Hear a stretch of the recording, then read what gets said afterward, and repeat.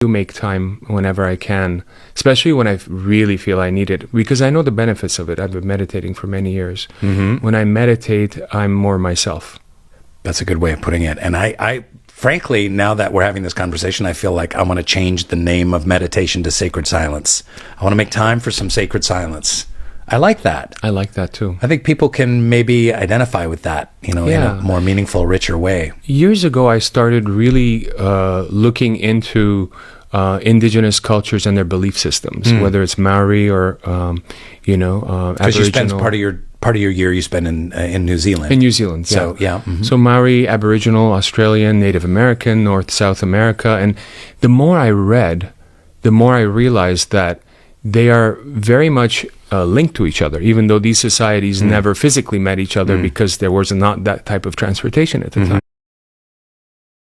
They all lived within the confines of nature. They all had these incredible spiritual knowledge, this kind of, whether it's a shaman being able to kind of see into the future or hear things, or there's just like this incredible world of intuitive resonance that used to be a part of our basic existence before we really gave power to knowledge and left brain kind of development, which also is great.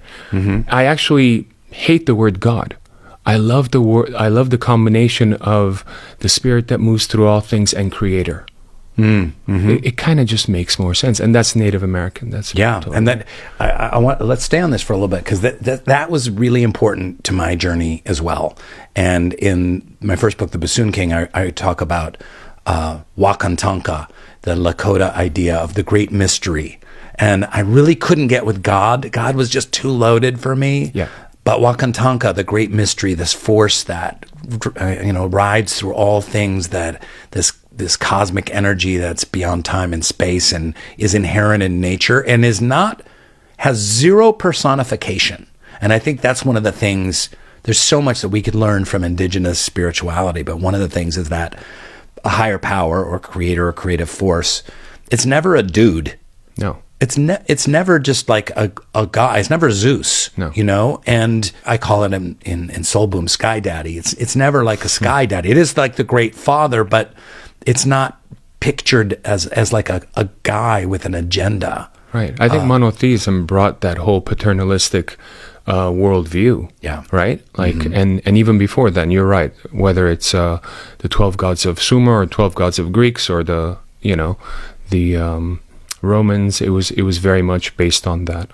My friend Reza Aslan, who I had a podcast with, Metaphysical Milkshake, he wrote a book on God, and his conclusion is we should all be pantheists, because he said actually that's the most true form of worship, is to see God in the sun and to worship the God of the trees or the wind or the God of the ocean or the God of time or light or what have you. But in all the pantheistic, religious viewpoints, that was never, the goal wasn't like, I'm going to worship the sun and you worship the ocean. These are all facets of one kind of creative force. Absolutely. And in monotheism basically created devils out of the other gods, because they wanted to convince everyone there was one God. Yeah. So, but it was hard because the farmers prayed for rain, right? To the specific God related to that. And they're like, no more raining, no more praying to that God. That's not going to help you. He's a devil. And what's the devil? Very interesting if you look at the whole kind of progression of religion and spirituality throughout the ages, which you cover really well in your book.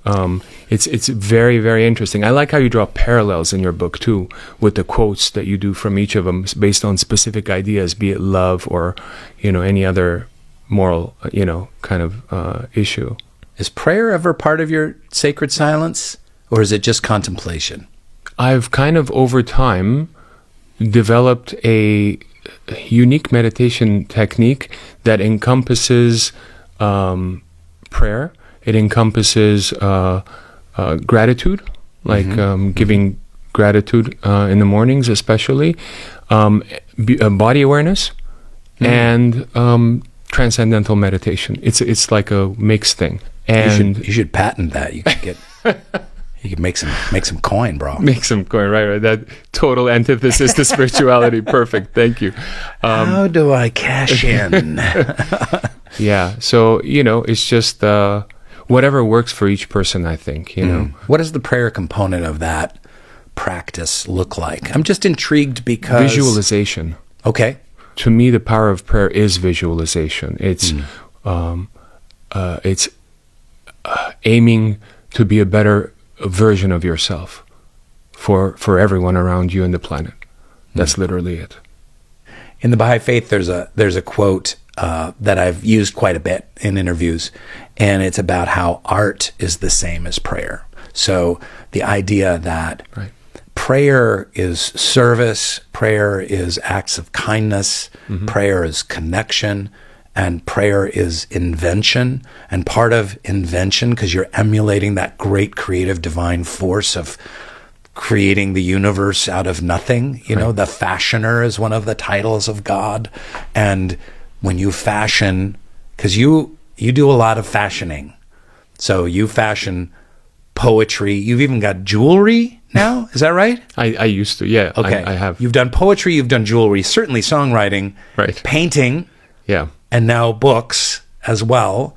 But this act of emulation of that divine spark by where there was nothing, then there is something beautiful and lively and transportive and narrative. And these are divine aspects of that creative force. And we both know that when we're in the midst of one of these creative activities, we are completely lost to the universe, and it's a form of meditation itself, right? You lose time. When you paint, like when I paint, I'm completely just lost because I'm so hyper-focused on what I'm doing, and my arms are moving by themselves, and you're doing all this stuff. And then when you stop and you're done, you look at the time, that time's just like disappeared. It just went by. And again, the creator, right? The creator is a part of us. We are also creating. No, I do make time whenever I can.